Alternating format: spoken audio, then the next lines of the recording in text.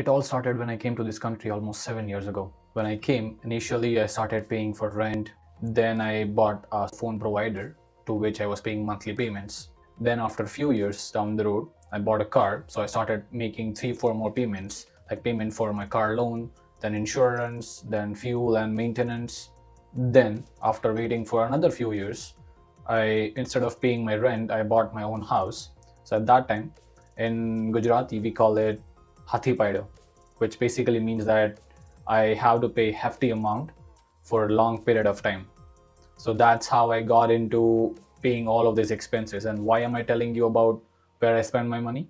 It's because ever since I was a little, we have been told that time is money. But I almost never heard anyone saying money is equal to time. It is very simple to understand, but we don't look at things from this perspective whenever we're looking to buy anything.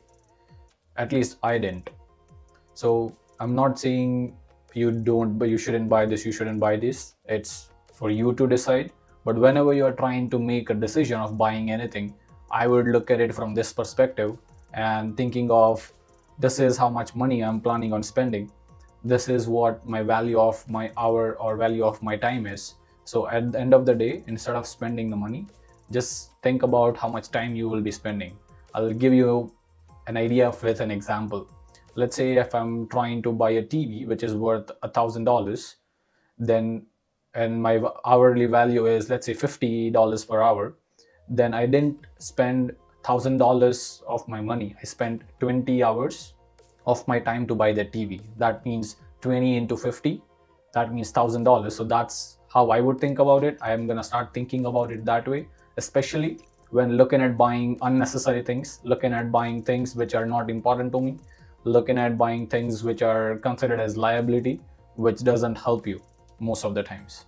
The goal is not to overthink and not to think that you don't need to buy the stuff that are important to you. The important thing to emphasize here is important for you. Whatever is important for you, you should buy it.